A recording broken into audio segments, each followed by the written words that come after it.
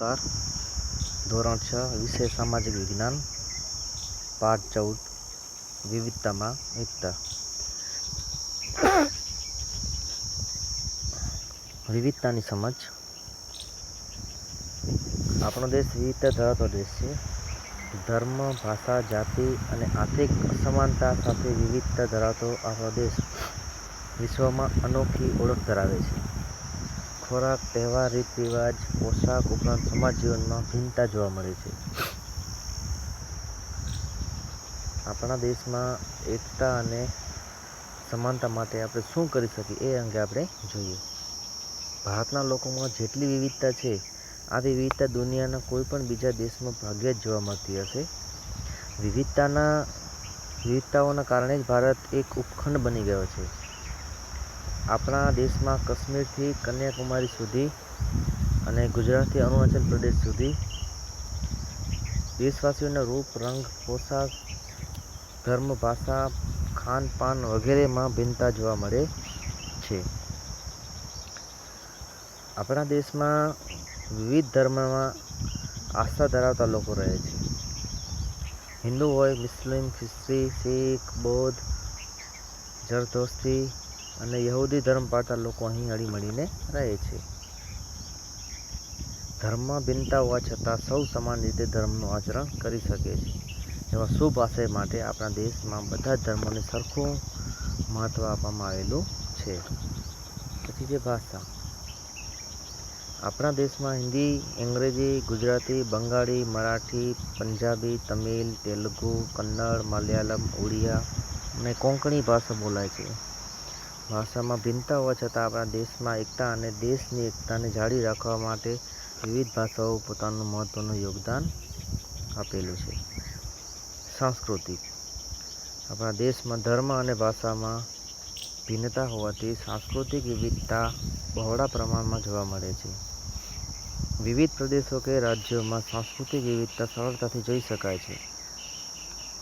દિવાળી, મકર સંક્રાંતિ, હોળી, દશેરા, શિવરાત્રિ, ગણેશ ચતુર્થી, ઈદ, નાતાલ, અષાઢી બીજ, મોહરમ, બુદ્ધ જયંતિ, મહાવીર જયંતિ, ઓણમ, પતેતી, વૈશાખી વગેરે તહેવારો દેશના જુદા જુદા ભાગોમાં વસતા લોકો સાથે મળીને ઉજવે છે। વિવિધતાઓમાં જોઈએ તો આપણે વિવિધતાઓ સાથે પ્રજાના ખાનપાન, પોશાક, રહેઠાણ, માન્યતા, રીત રિવાજ વગેરેમાં અનેક પ્રકારની વિવિધતા છે। સ્થળની આબોહવા, ભૂપૃષ્ઠ, ખેતી, જંગલ વગેરે બાબતોના કારણે દેશ વિવિધતાવાળો બને છે। વિવિધતામાં એકતા। ભારતીય સંસ્કૃતિ વિશ્વની પ્રાચીનતમ સંસ્કૃતિમાંની એક છે। આપણા દેશની પ્રજા પોશાક, ખોરાક, રહેઠાણ, ધર્મ, ભાષા, રીત રિવાજ, તહેવારો વગેરે અનેક બાબતોમાં એકબીજાથી ભિન્ન છે। છતાં પણ દેશવાસીઓમાં ભાવાત્મક એકતા ખૂબ જ વધારે જોવા મળે છે। વિવિધતામાં એકતા એ આપણી સંસ્કૃતિની એક આગવી ઓળખ અથવા તો વિશેષતા છે। જુદા જુદા ધર્મ, ભાષાઓ તથા જાતિઓના લોકો પોતાના રાષ્ટ્ર માટે પ્રેમ, સન્માન, દેશ માટે ત્યાગની ભાવના તથા તાદાત્મ્યની લાગણી અનુભવે છે। નમસ્કાર। રાષ્ટ્રીય એકતાથી રાષ્ટ્રનો આર્થિક, સામાજિક, ઔદ્યોગિક વગેરે ક્ષેત્રમાં વિકાસ થાય છે। વિવિધતાઓની વચ્ચે પણ લોકો શાંતિ, સલામતી અને સમૃદ્ધિ પ્રાપ્ત કરે છે। જેથી જ ડૉક્ટર રાધાકૃષ્ણને કહ્યું કે જો આપણે એક રાષ્ટ્રના રૂપમાં જીવિત રહેવું હશે તો આપણે સૌએ રાષ્ટ્રીય એકતાની આવશ્યકતા સ્વીકારવી જ પડશે। આઝાદીની લડતમાં દેશવાસીઓએ રાષ્ટ્રપ્રેમ અને સમર્પણની ભાવના થકી જ રાષ્ટ્રીય એકતાના દર્શન કરાવ્યા અને વિવિધતામાં એકતા આપણને દેશની ખાસ વિશેષતા છે। વિવિધ જાતિઓ, ધર્મ, રીત રિવાજ, સંસ્કૃતિ, ભાષાઓ વગેરેનો સમન્વય ભારતમાં થયો છે। ભારત વૈવિધ્યસભર ધરાવતો દેશ છે। ભાતીગળ સંસ્કૃતિનું સર્જન કરી શક્યું છે। ભારતે વસુધૈવ કુટુંબકમ મતલબ કે સમગ્ર વિશ્વ એક કુટુંબ છે એની ભાવનાને વિશ્વમાં સાકાર કરી છે। ભારતે ધાર્મિક સહિષ્ણુતા અને સર્વધર્મ સંભાવનો પ્રસાર વિશ્વમાં કર્યો છે। ભારત બિન સાંપ્રદાયિક દેશ છે. વિવિધતામાં એકતા એ ભારતીય સંસ્કૃતિનું મહત્વપૂર્ણ લક્ષણ છે. આપણા દેશમાં ધર્મ, સંપ્રદાય, જ્ઞાતિ, ભાષા અને ઉત્સવોનું સંમિશ્રણ જોવા મળે છે. ભારતના લોકો સહ-અસ્તિત્વની ભાવનાથી પોતાનું જીવન જીવે છે. ભારતીય પ્રજાને આપણી વિવિધતાનું સંવર્ધન અને જતન કર્યું છે, જે અદ્વિતીય છે. વિવિધતા અને સમાનતાના પ્રયાસો. આપણા દેશમાં અનેક પ્રકારની વિવિધતા જોવા મળે છે. આ કારણે ક્યારેક વિવિધતાને લીધે ભેદભાવ જોવા મળતો હશે. દેશમાં અમીર-ગરીબ, છોકરા-છોકરી, સાક્ષર-નિરક્ષર, શહેરી-ગ્રામીણ અને જ્ઞાતિ આધારિત ભેદભાવ જોવા મળે છે. પ્રારંભિક સમાજ રચનામાં વ્યવસાય આધારિત વર્ણ વ્યવસ્થા હતી. બ્રાહ્મણ, ક્ષત્રિય, વૈશ્ય અને શૂદ્ર. કેટલાક સમુદાયો આ કારણે આર્થિક સામાજિક રીતે પછાત રહી ગયા હશે. આથી જ્ઞાતિ આધારિત ભેદભાવ ઉદ્ભવ્યા હતા. ઘણું કરીને સાક્ષર લોકો વધુ આવક પ્રાપ્ત કરે છે, જેથી ભણેલા લોકોનું જીવન ધોરણ ઊંચું આવે છે. સમાજમાં તેઓ પોતાનું મોભાનું સ્થાન ધરાવે છે. સાક્ષર અને નિરક્ષર વ્યક્તિના ભેદભાવ ઊભા થયા છે.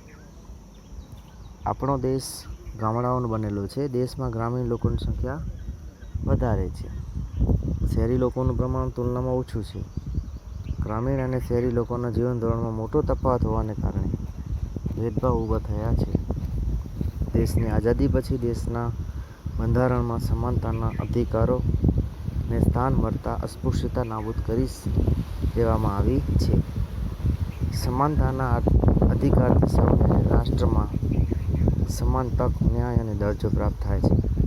મફત ફરજિયાત શિક્ષણના અધિકારનો કાયદો અમલમાં મુકાયેલો છે, જેથી સૌને સમાન રીતે પ્રાથમિક શિક્ષણની તકો મળવા લાગી છે. લોકોનો સામૂહિક વિકાસ માટે ગ્રામ્ય સડક, પ્રાથમિક આરોગ્ય કેન્દ્રો, વીજળી, પીવાનું પાણી વગેરે સુવિધાઓ તથા પાયાની સુવિધાઓ સરકારે વિસ્તારી છે. લોકો પોતાના ધર્મનું પાલન કરે, પોતાની ભાષા બોલી શકે, પોતાના તહેવાર ઉજવી શકે એ પ્રકારની સ્વતંત્રતાઓ મળવાના કારણે આઝાદી પછીના વર્ષોમાં પણ ભેદભાવો નામશેષ થઈ રહ્યા છે. ચોક્કસ જ્ઞાતિના લોકો માટે ગ્રામ પંચાયતની સંસદ સુધીની ચૂંટણીમાં કેટલીક બેઠકો અનામત રાખવામાં આવે છે. નોકરીઓમાં પણ આ બાબતને ધ્યાનમાં રાખવામાં આવેલી છે. વિદ્યાર્થીઓ માટે છાત્રાલય, શિષ્યવૃત્તિ અને આર્થિક સહાયની યોજનાઓ અમલમાં મૂકેલી છે, જેથી સામાજિક, આર્થિક, રાજકીય તથા સાંસ્કૃતિક ક્ષેત્રે સૌને આગળ વધવાની તક પ્રાપ્ત થઈ શકે. છેલ્લે છોકરા-છોકરીઓ અંગેના ભેદભાવો. ભારત જ નહીં પણ સમગ્ર વિશ્વ કોઈપણ રાષ્ટ્રની પ્રગતિ અને વિકાસમાં માનવ સંસાધન તરીકે સ્ત્રીઓની ભૂમિકા મહત્વની છે. સ્ત્રી-પુરુષની જૈવિક ભિન્નતાની સાથે સામાજિક સાંસ્કૃતિક દૃષ્ટિકોણથી છોકરીઓના ઉછેરમાં ભેદભાવ હોવાથી બંનેનો વિકાસ પણ અલગ રીતે થાય છે. આજે પણ મોટાભાગના કુટુંબોમાં મહિલા ઘરકામ કરે, રસોઈ બનાવે, બાળ ઉછેરનું કામ કરે. સ્ત્રીઓને કુટુંબ વિશે કોઈ નિર્ણય લેવાની સત્તા નહીં. આરોગ્યની પૂરતી દેખભાળ નહીં. શિક્ષણ અને આર્થિક અધિકારોથી દીકરીઓને અળગી રાખવામાં આવે. કપડામાં, રમતોમાં, અભ્યાસની તકમાં, હરવા-ફરવામાં, વિચાર વ્યવહારમાં વગેરેમાં છોકરીઓ સાથે ભેદભાવ કરવામાં આવે છે. છોકરીઓમાં સાક્ષરતાનું પ્રમાણ નીચું હોવાથી છોકરીઓ બાળલગ્ન, પડદા પ્રથા, દહેજ પ્રથા તથા અન્ય કુરિવાજોનો ભોગ બને છે. અને સમાજમાં પુત્ર જન્મને પ્રાધાન્ય હોવાથી સ્ત્રી ભ્રૂણ હત્યાનો ભોગ બને છે. વિવિધ ક્ષેત્રોમાં મહિલાઓનું અલ્પ પ્રમાણ સ્ત્રી-પુરુષના ભેદભાવ સ્પષ્ટ કરે છે. જો કે સમાજમાં જાગૃતિ અને શિક્ષણનો વ્યાપ વધવાની સાથે આ ભેદભાવ ભૂંસાતા જાય છે.